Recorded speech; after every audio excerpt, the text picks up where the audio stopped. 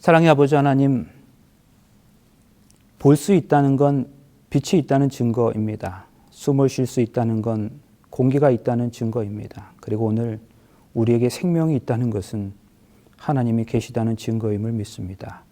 오늘 이 시간에 선포되는 말씀을 통해서도 하나님의 임재를 온전히 경험하게 하여 주시옵소서. 예수님의 이름으로 간절히 기원하옵나이다. 아멘. 교동문 760장 경배와 찬양. 온 땅이여 여호와께 즐거운 찬송을 부를지어다. 기쁨으로 여호와를 섬기며 노래하면서 그의 앞에 나아갈지어다.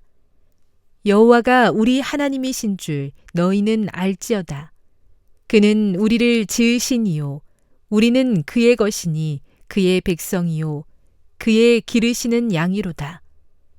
감사함으로 그의 문에 들어가며 찬송함으로 그의 궁정에 들어가서 그에게 감사하며 그의 이름을 송축할지어다. 여호와는 선하시니 그의 인자하심이 영원하고 그의 성실하심이 대대에 이르리로다.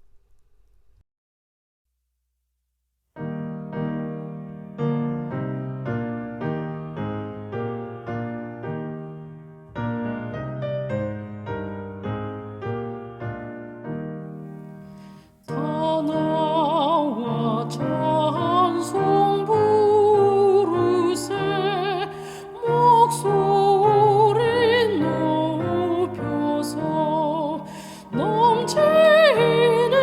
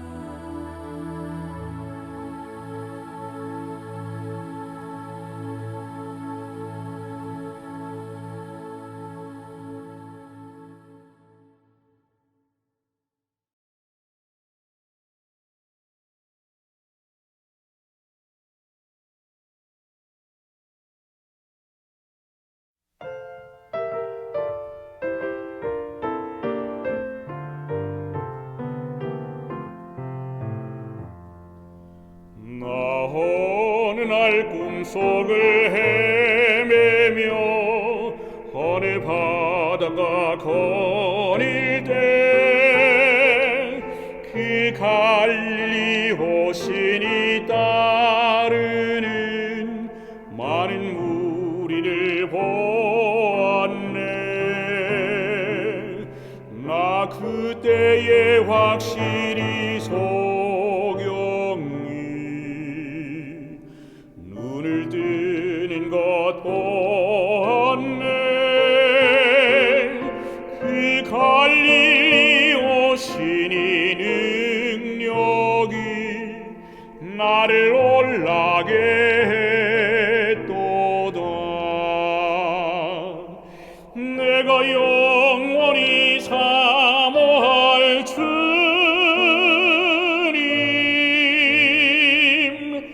그 부드러운 주 모습을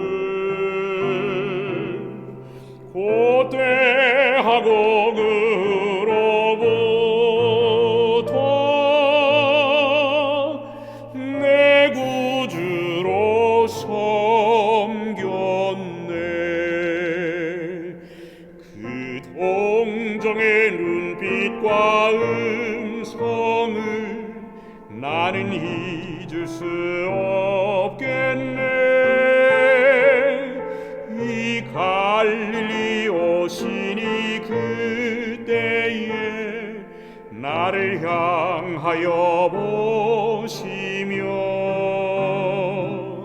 못 자국 난 그 손과 옆구리 보여주시며 하신 말, 내 죄를 위함이라 하실 때 곧 내 죄짐이 풀렸네. 내가 영원히 사모할 주님,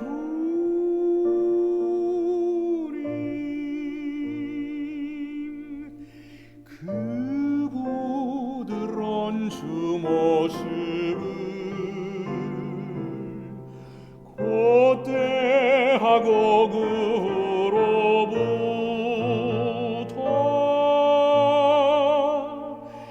내 구주로 섬겼네.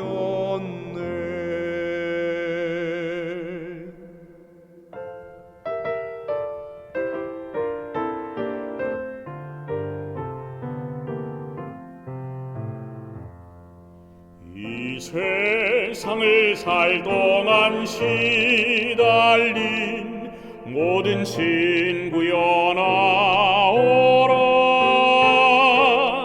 그 베푸신 은혜를 보고서 마음의 평안을 얻으라. 나 또한 주 명하신 바대로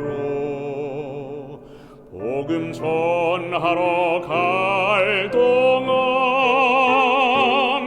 이 갈릴리 오시니 내 맘에 진정 모시길 원하네.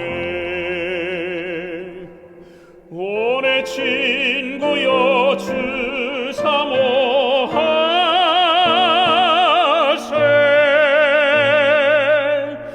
그 부드러운 주 모습을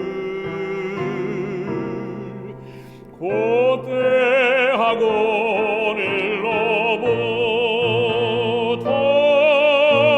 오늘로부터 내 구주로 모시리.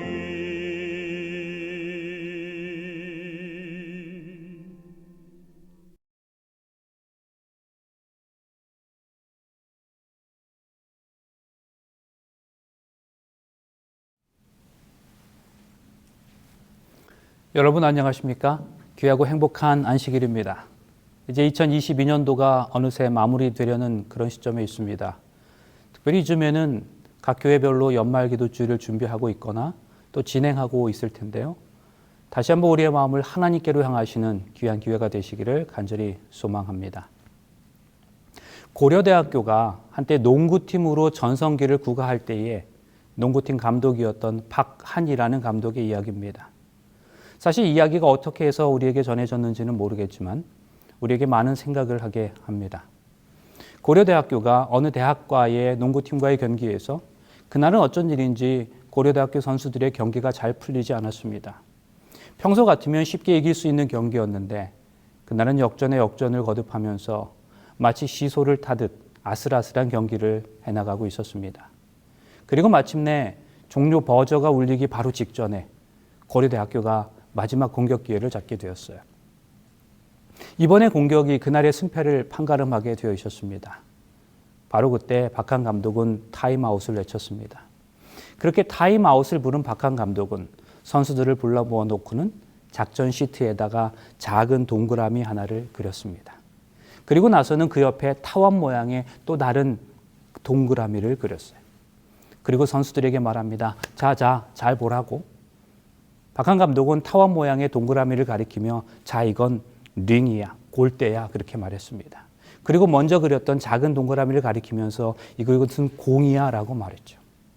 그리고는 그 작은 동그라미에서 화살표를 링 안으로 그리면서 이것을 여기에 넣어. 알겠어?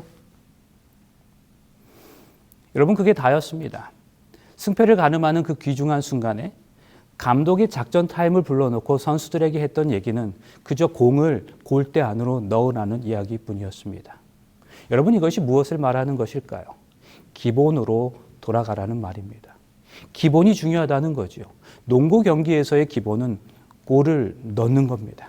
그래서 그 중요한 순간에 감독은 그저 골을 넣으라고 말한 것이었습니다. 몇 번을 생각해도 일리가 있다고 생각해요. 중요할수록 우리는 기본으로 돌아가야 합니다. 오늘 이 시간에는 우리가 기브온 이야기를 하려고 해요. 이 기브온 이야기를 통해서 우리 삶의 진정한 기본이 무엇인지를 함께 살펴보고 또 한 해를 정리하려는 이 시점에 우리의 결심을 또다시 새롭게 하려고 합니다. 성도 여러분, 기억하세요.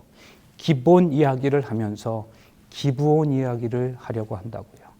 오늘 이 기브온 이야기를 통해서 우리의 기본을 점검할 수 있기를 바랍니다.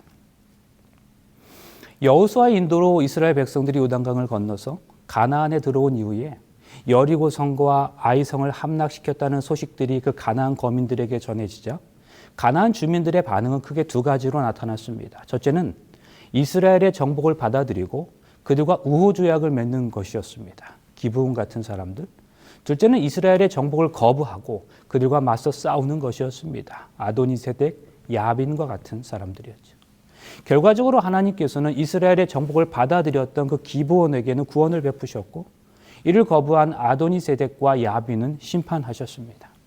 여러분, 이것은 가나안 주민의 구원과 멸망이 그들의 태도 여하에 달려 있었다는 사실을 보여주고 있습니다. 그런데 말씀을 준비하면서 어떤 의미에 있어서 민족적으로 과연 기브온 사람들처럼 억울한 대접을 받고 있는 사람들이 있을까 하는 생각이 들었어요. 여러분, 기브온 하면 우리 머릿속에 가장 먼저 떠오르는 것이 무엇입니까? 사실 우리는 기브온 하면 여호수아와 이스라엘 민족에게 사기친 사람들이라는 생각이 가장 먼저 머리를 스치고 지나갑니다. 저도 어렸을 때 그랬지만 우리 어린 자녀들이 즐겨보는 아더 에스 메스웰의 재밌는 성경 이야기에 그려진 그림처럼 기브온 사람들이 다 떨어진 옷을 입고 떡덩이를 여호수아에게 보여주는 장면이 떠오를 뿐이에요. 그 외에 이 사람들과 관련하여 또 다른 생각은 별로 나지 않는 것이 사실입니다. 가나안의 왕들은 여리고성과 아이성의 진멸 소식을 듣고 나서 즉시 이스라엘에 대항할 준비를 서두르고 있었습니다. 이제 가나안 족속들은 동맹을 맺어서 남부 연합군을 조직했어요. 가나안 거민들 모두가 이스라엘에 대항하기 위해서 동맹을 맺음으로써 성읍 단위로 싸우던 전쟁은 이제 커다란 지역 연합군 간의 싸움으로 변해버리게 되었습니다. 그러나 기브온 거민들은 여리고성과 아이성에 대한 소식을 듣고 이스라엘과 싸우는 대신에 그들을 속여서 평화조약을 맺으려고 합니다. 기브온 족속은 히위 족속에 속했는데 이때 그 히위 족속은 가나안 땅 도처에 집단적으로 흩어져 살고 있었습니다. 여호수아 당시 이들은 기브온을 중심으로 그비라, 부에롯, 기럇 여야림 등지에 주로 거주하고 있었어요. 기브온 거민들은 자신들이 전쟁에서 승산이 없다는 것을 알고 있어서 이스라엘과 화친을 맺기 위해서 대단히 치밀한 모략을 사용합니다. 그들은 이스라엘이 가나안의 모든 족속을 멸하라는 하나님의 명령을 수행하고 있는 중이라는 사실을 분명히 알고 있었기 때문에 이스라엘과 화친을 맺는 것만이 그들의 살 길이라고 생각했습니다. 그러므로 그들은 화친을 맺기 위해서 한 가지 꾀를 생각해냈는데 그것은 그들이 가나안 땅에 살지 않고 아주 먼 나라에서 온 사신인 것처럼 거짓으로 위장을 하는 것이었습니다. 성경 본문 보실까요? 꾀를 내어 사신의 모양을 꾸미되 헤어진 전대와 헤어지고 찢어져서 기운 가죽 포도주 부대를 나귀에 싣고 그 발에는 낡아 기운 신을 신고 낡은 옷을 입고 다 마르고 곰팡이 난 떡을 예비하고 그들이 길갈 진으로 와서 여호수아에게 이르러 그와 이스라엘 사람들에게 이르되 우리는 원방에서 왔나이다. 이제 우리와 약조하사이다. 근데 저는 사실 오래전부터 이 부분에 대해서 궁금한 것이 있었어요. 왜 기브온 사람들은 일부러 그렇게 멀리서 온 것처럼 꾸몄을까 하는 것이었어요. 사실 그들의 성은 바로 옆 이스라엘로부터 사흘길 정도의 거리에 위치하고 있었어요. 그러니까 그냥 사실대로 사실은 우리가 당신들이 너무 무서우니까 우리와 화친합시다. 이렇게 말할 수 있는 문제가 아니었을까요? 그런데 그들은 일부러 아주 멀리서 온 것처럼 꾸몄다는 거죠. 떡도 우는 동안 곰팡이가 났다고 말하면서 대단히 멀리서 온 것처럼 그렇게 꾸몄습니다. 저는 그 이유에 대해서 매우 궁금하게 생각해 오다가 어느 날 모세가 기록한 신명기를 읽으면서 그 해답을 찾을 수 있었습니다. 여러분이 어떤 성읍에서 접근하여 공격하게 되면 반드시 먼저 그 주민과 협상을 하여 평화적인 항복을 제안하십시오. 만일 그 주민들이 평화적으로 항복하겠다고 여러분에게 대답하고 성문을 열어주면 그 성 안에 있는 모든 주민들이 부역군들이 되어 여러분을 섬기게 하십시오. 그러나 여러분이 사는 곳에서 아주 멀리 떨어진 성읍들에서만 그렇게 하고 여러분이 살 곳의 성읍들에서는 모든 족속을 전멸시켜야 합니다. 성도 여러분, 기브온 사람들의 이 행동이 무엇을 의미하는지 아시겠어요? 그들은 이스라엘 백성들과 화친하고자 할 때에 어떻게 하면 이스라엘과 화친할 수 있는지를 연구했다는 사실이죠. 그들은 자신들이 살아남은 방법을 찾기 위해서 이스라엘 민족의 율법까지라도 연구하여서 생존의 길을 찾았음을 의미하고 있는 겁니다. 지금 이 성경절에 의하면 이스라엘 백성은 가나안 족속과는 절대로 평화협정을 맺을 수 없게 되어 있었습니다. 그렇지만 멀리 있는 백족들과는 평화협정이 가능했죠. 그래서 기브온 거민들은 자신들이 가나안 민족 중에 하나였음에도 불구하고 이스라엘 백성에게 찾아올 때에 아주 먼 나라에서 온 것처럼 거짓으로 꾸몄다는 사실입니다. 여러분, 저는 이 기브온 거민이 원방에서 먼 곳에서 온 것처럼 꾸며서 이스라엘 백성을 찾아온 것은 분명히 지금 우리가 읽어서 확인했던 신명기 20장 15절의 말씀을 연구한 결과라고 확신합니다. 이러한 사실은 그들의 속임수가 발각된 이후에 여호수아에게 한 말을 통해서도 우리가 확인할 수 있습니다.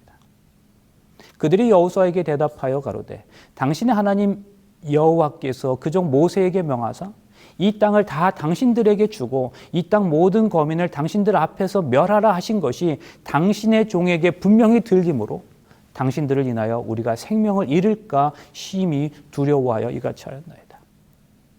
그들은 지금 신명기 20장의 말씀을 반복하고 있는 거예요. 그들은 하나님께서 모세에게 어떤 말씀을 하셨는지도 알고 있었어요.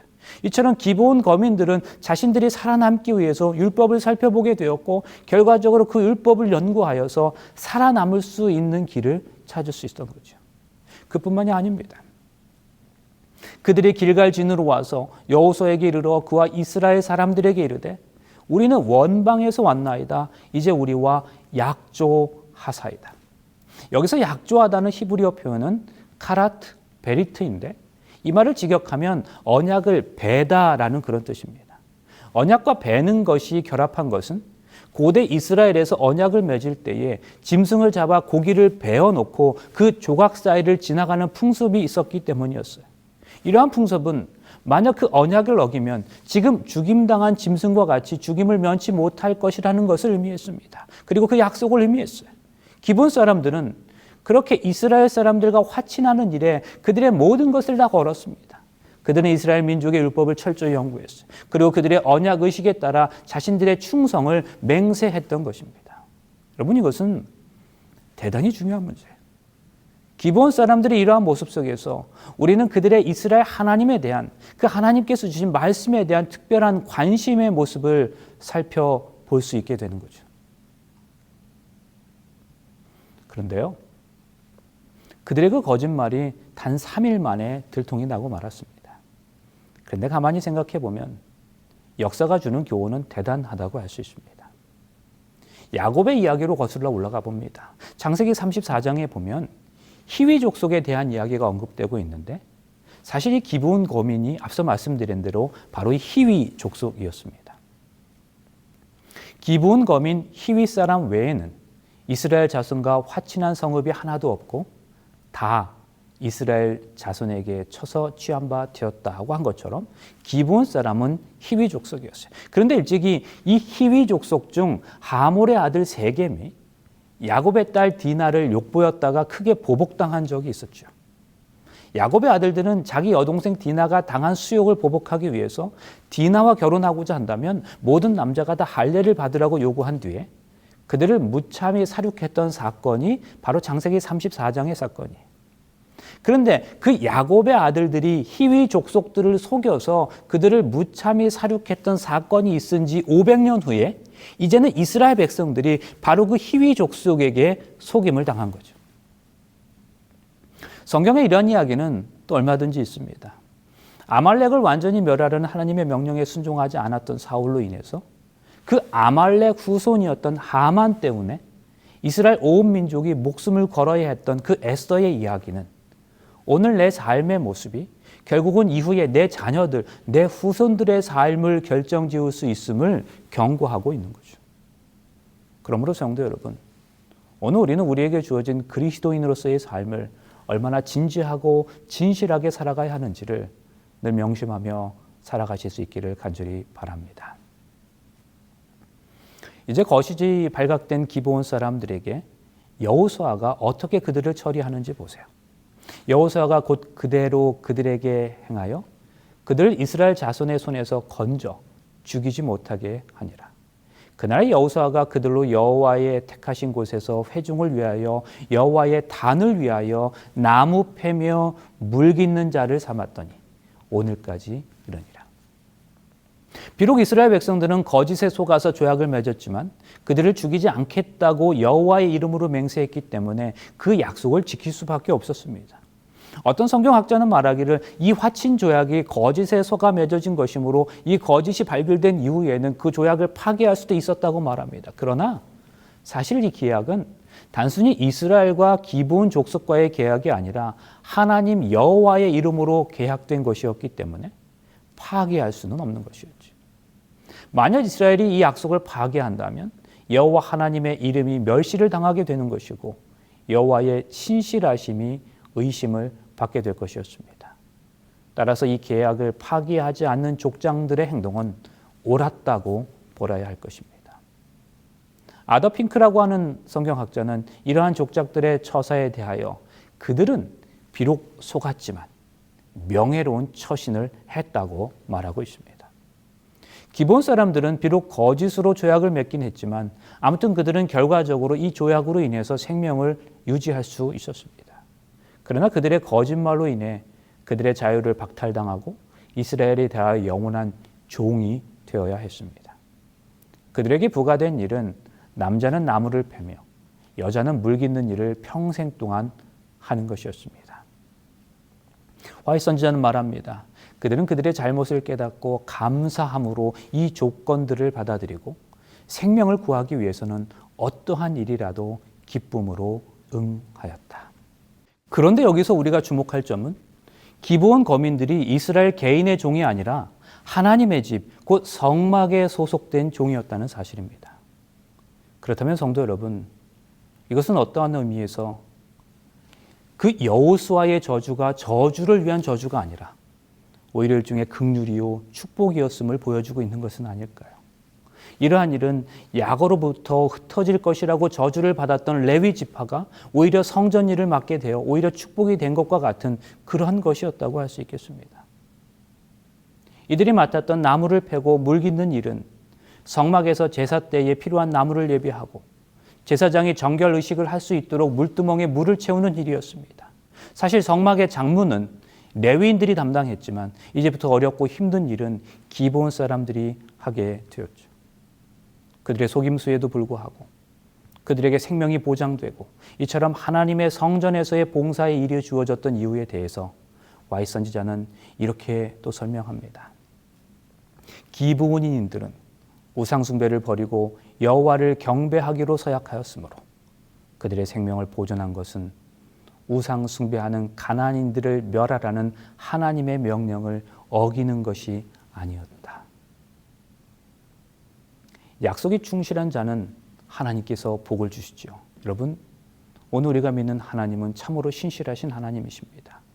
약속을 지키시기에 분명하신 하나님이세요. 비록 기브온 사람들이 이스라엘을 속이고 맺은 언약이었지만 그것이 하나님의 이름으로 맹세된 것이었기 때문에 절대로 깨져서는 안 되는 것이었습니다. 그런데 우리가 사무엘하를 읽다가 보면 한 가지 조금은 섬뜩한 사건을 발견하게 됩니다. 사무엘하 21장에 보면 3년 연속으로 이스라엘의 기근이 찾아왔습니다. 왕이었던 다윗은 그 기근의 원인이 무엇인지를 하나님께 간구합니다. 그러자 하나님께서 다윗에게 이렇게 말씀하시죠. 다윗의 시대에 연분년 3년 기근이 있으므로 다윗이 여호와 앞에 간구하매 여호와께서 가라사대 이는 사울과 피를 흘린 그 집을 인함이니 저가 기브온 사람을 죽였음이라 하시니라. 잘 보세요. 비가 오랫동안 오지 않은 이유가 이스라엘이 기브온 사람을 죽였기 때문이랍니다. 기브온은 분명 이스라엘 족속이 아니에요. 그러나 여호수아 시대에 비록 속아서 여긴 했지만 기브온 족속을 살려주겠다고 맹세했습니다. 그런데 이후에 어쩐 일인지 사울은 기브온 사람들을 죽이는 데 열심이었어요. 그러나 하나님께서는 그 약속을 지키지 않은 이스라엘에 사울과 사울의 가정에 징계를 내리실 만큼 그 약속을 소중히 여기셨다는 사실이죠. 하나님께서는 당신이 얼마나 언약을 중요하게 생각하는지를 다윗과 온 이스라엘 백성들에게 알리기를 원하셨던 겁니다. 그래서 다윗의 그때로부터 이미 400년 전의 약속이었지만 하나님은 그 맹세를 깨뜨린 이스라엘을 심판하셨던 겁니다. 그 공의롭고도 신실하신 하나님을 생각할 때 우리 역시 얼마나 신실한 삶을 살아가야 할 것인지를 다시 한번 돌아보게 합니다. 하나님의 백성은 반드시 약속을 붙들어야 합니다. 더욱이 하나님을 택한 백성, 그 이스라엘뿐만 아니라 이방 백성들까지 그 약속을 지키기를 원하시기 때문입니다. 그런데 여러분, 이런 사실은 우리에게 정말 귀한 희망을 줍니다. 오늘 우리가 예배하는 하나님은 그토록 언약을 지키시기에 신실하신 하나님이시기에 아무리 오랜 시간 전에 하신 언약이라고도 그저 잊지 않고 반드시 기억하시는 그 하나님이시기에 오늘도 우리는 그분의 약속을 믿고 의지할 수 있는 것 아니겠습니까? 우리는 오늘도 그 약속 때문에 살아가는 겁니다. 그러므로 우리가 당하는 고통과 고난의 순간에도 우리는 그 주님의 약속을 의지하여 참고 견딜 수 있는 거죠. 세상이 아무리 악하고 희망이 없는 것처럼 보여도 주님께서 다시 오실 것이라는 그 희망이 오늘 우리를 살아가게 하는 것입니다. 사랑하는 성도 여러분, 우리 하나님은 그러하신 분입니다. 주님께서 하신 약속은 하나도 잊어버린 바 되지 않고 신실하신 하나님께서 반드시 이루어 주실 것입니다. 그 약속을 통하여 다시금 우리로 살게 하는 큰 힘을 얻게 되시기를 간절히 바랍니다. 그런데 여러분, 그렇게 비록 속임수였지만 그러한 방법을 통해서 이스라엘과 언약을 맺은 기브온 사람들의 이후 행적에 대해서 성경은 또 어떻게 말하고 있는가 보세요. 앞서 말씀드린 대로 기브온 족속은 남방의 히위 족속이었습니다. 세월이 흘러서 사사시대에 들어가면서 이스라엘이 오히려 우상 숭배하고 자신들의 마음대로 살아감으로 상당히 악해진 그런 시대가 있었죠. 그래서 당시 주변의 여러 국가들 중에 하나였던 블레셋의 침략을 받게 됩니다. 또한 미디안의 침략도 받게 돼요. 전에는 아무도 건드릴 수 없었던 이스라엘을 이제는 아무나 건드릴 수 있는 형편이 되었습니다. 그런데 이스라엘이 그렇게 약할 때에도 기브온이 이스라엘을 배반했다는 구절을 우리는 전혀 찾아볼 수가 없습니다. 모든 사람이 변화하는 상황에 따라서 이리저리 줄을 서고 이 말 했다가 저 말 했다가 종잡을 수 없이 악한 시대였음에도 불구하고 기브온은 이스라엘이 강할 때나 약할 때나 결코 배반하지 않았습니다. 그들은 그들이 세운 언약을 충실히 지켰던 사람들이었어요. 신실하신 하나님께서는 이 점을 대단히 중요하게 보셨어요. 후에 결국 배반하지 않은 기브온 족속은 아론 계열의 일부로 이스라엘 백성으로 완전히 흡수되게 됩니다. 그들의 충성으로 인해서 이제는 하나님께서 그들을 당신의 백성으로 완전히 인정해 주신 것이었죠. 기브온에 대한 성경의 이야기는 또 있습니다. 시간이 또 지나서 솔로몬이 하나님께 일천 번제를 드리러 간 곳도 바로 기브온 산당이었습니다. 이에 왕이 제사하러 기브온으로 가니 거기는 산당이 큼이라. 솔로몬이 그단에 일천 번제를 드렸더니 기브온에서 밤에 여호와께서 솔로몬의 꿈에 나타나시니라. 하나님이 이르시되 내가 내게 무엇을 줄고 너는 구하라. 여기서 일천 번제란 번제를 1000번 드렸다는 게 아니라 한 번에 번제를 드릴 때 1000마리의 제물을 드리는 대규모의 제사를 의미합니다. 다윗 당시에 성막과 번제단은 기브온 산당에 있었어요. 그래서 하나님께 제사를 드리기 위해서는 기브온 산당으로 올라가야 했습니다. 물론 기브온의 산당이 특별하게 유명하게 된 것은 사울이 아히멜렉을 포함한 그 높 제사장 학살 사건 이후에 높에 있었던 여호와의 장막이 기브온으로 옮겨지고 나서부터였죠. 자, 아무튼 여러분, 이것이 무엇을 의미할까요? 직접적으로 성경이 우리에게 어떠한 사실을 말해주고 있지는 않지만 기브온이 여전히 하나님의 말씀에 순종하며 하나님을 경배하는 일에 함께하고 있었음을 알 수 있는 겁니다. 비록 성경의 표현대로 하나님께 예배드릴 그럴듯한 성전이 없어 오히려 산당에서 제사하며 분향하였지만 이 특별한 제사와 예배의 의식을 위하여 기브온 산당이 선정될 정도로 그 당시 그곳이 가장 중요한 곳이었음을 말해주고 있는 겁니다. 어떤 의미에 있어서 그 당시 이스라엘 백성들의 눈에 비친 기브온 사람들은 대단히 고맙고 감사한 사람들이었을 겁니다. 자신의 민족이 강성할 때 그들이 스스로 그렇게 종이 되었지만 반대서 이스라엘이 가장 약했던 순간에도 배신하지 않았던 충성의 사람들로 인식되어져 있었던 거죠. 그러므로 기브온이라는 장소는 이스라엘 백성에게 충성의 장소였습니다. 신실함의 장소였습니다. 솔로몬은 하나님께 매우 중요한 제사를 드리기로 결심하면서 기브온 사람들이 자신들에게 그렇게 충성을 다했던 것처럼 이제는 자신들도 하나님께 그토록 충성된 사람이 되기로 결심했던 겁니다. 그래서 솔로몬은 중요한 예배의 장소로 기브온을 선택한 것이었습니다. 그런데요, 기브온의 이야기는 여기서 끝나지 않습니다. 급이라는 히위 족속에 속한 성읍이었는데요, 나중에 베냐민 지파의 영토가 되었습니다. 부에론 역시 나중에 베냐민 지파의 땅이 되었습니다. 기럇 여아림은 기브온 족속의 성읍 중에서 하나로 바알라 또는 기럇 바알이란 이름으로도 불리우는데요, 후에 이 성읍은 유다 지파와 베냐민 지파 사이의 경계선에 위치하였습니다. 그리고 블레셋 사람들이 언약궤를 벨세메스로 돌려보낸 후에 다윗 왕이 그것을 예루살렘으로 가져갈 때까지 하나님의 언약궤는 기럇 여아림에 20년 동안이나 있었습니다. 기브온 사람의 땅에 하나님의 언약궤가 보관되어져 있었던 거죠. 그래서 그들은 하나님의 언약궤를 20년 동안이나 보관하는 귀한 특권을 누릴 수 있었습니다. 계속되는 역사 속의 기브온 이야기입니다.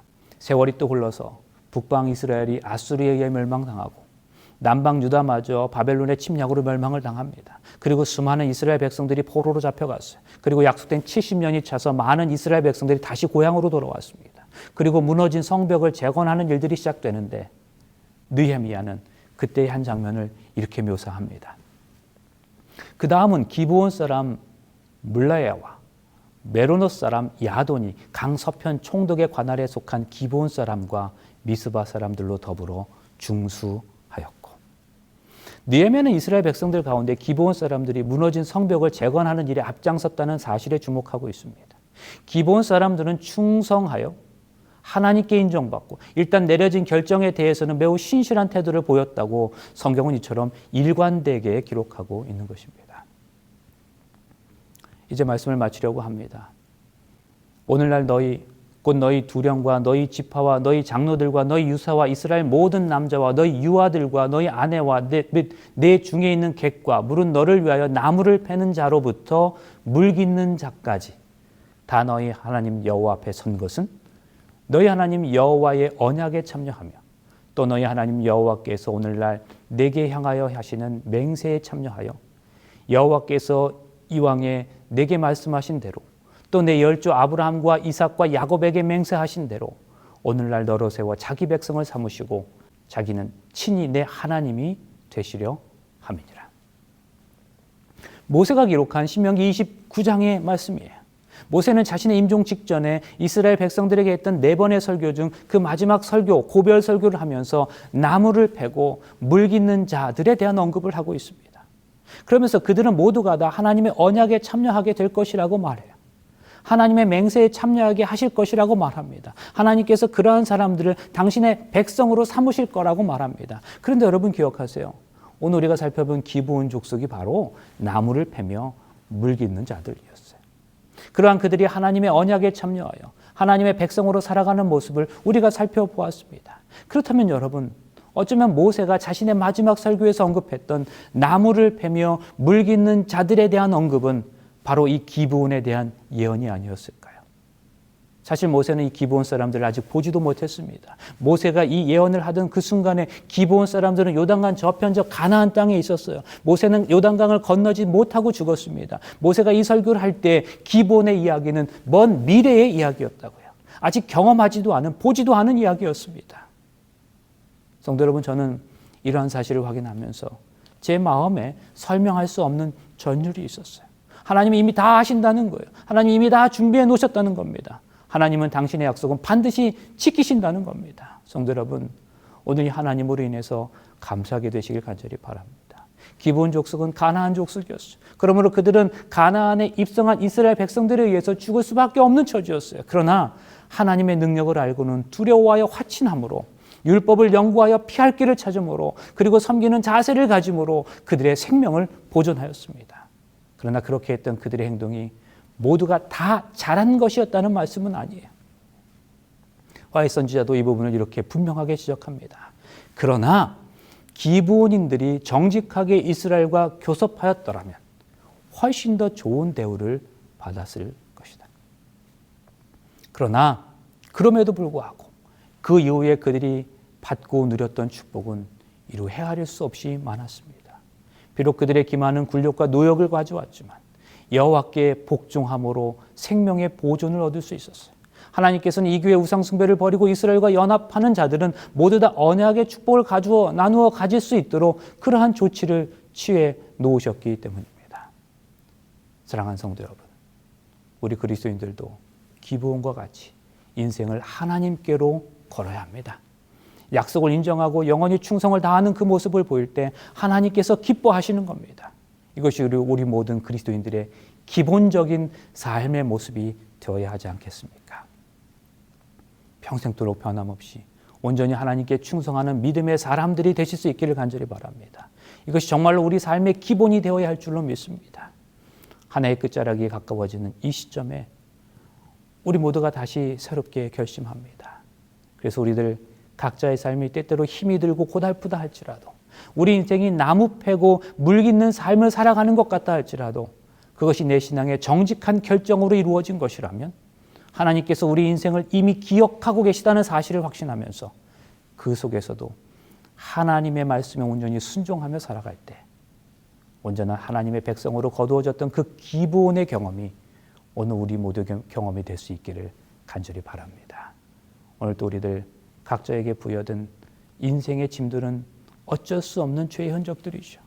그러나 맡겨진 이 일들에 감사하면서 최선의 삶을 살아갈 때에 우리 주님 오시는 그날 우리 모두가 다 하늘 백성으로 이끌려 갈 수 있을 겁니다. 그날 그 자리에 우리 모두가 다 그 아름다운 기쁨과 감격을 경험하시기를 간절히 바라면서 말씀을 마치겠습니다. 이제 잠시 기도하시겠습니다.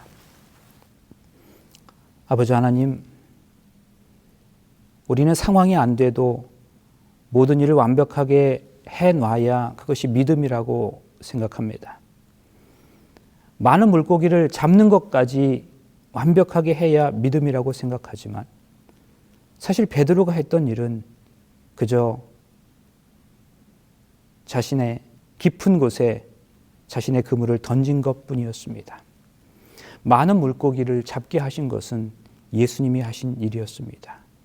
골리앗처럼 큰 문제를 이기는 것까지 믿음이라고 생각하지만 다윗은 믿음의 돌을 던진 것뿐이었습니다. 골리앗을 쓰러뜨린 이는 바로 우리 하나님이셨습니다. 기본의 이야기는 오늘 우리 삶의 기본의 이야기임을 다시 한번 깨우쳐 주셔서 감사합니다. 하나님을 향하여 그저 겸손히 우리의 모든 것을 맡기는 삶을 살아간다면 그 이후의 삶은 주님께서 이끌어 주시는 삶이 될 것임을 다시 한번 가르쳐 주셔서 감사합니다. 그리고 그저 우리는 오늘 주님을 위해 그렇게 살기로 결심했을 뿐인데 우리를 향하신 하나님의 은혜의 복은 여전히 이전부터 예정되어 있었음을 깨닫게 하셔서 감사합니다. 이 모든 사실로 인해 기쁨으로 감사함으로 살아가게 하여 주시옵기를 예수님의 이름으로 간절히 기도합니다. 아멘.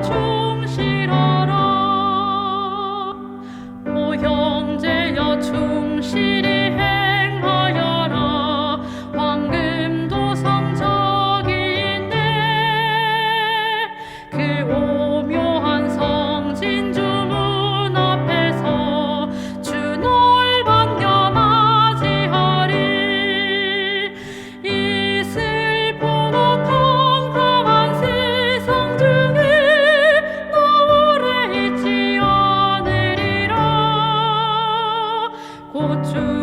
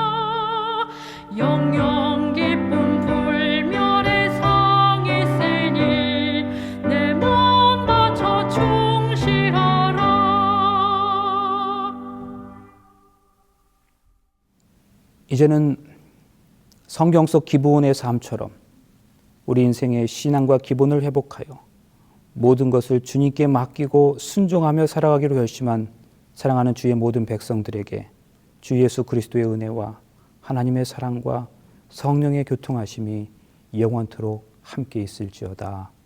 아멘.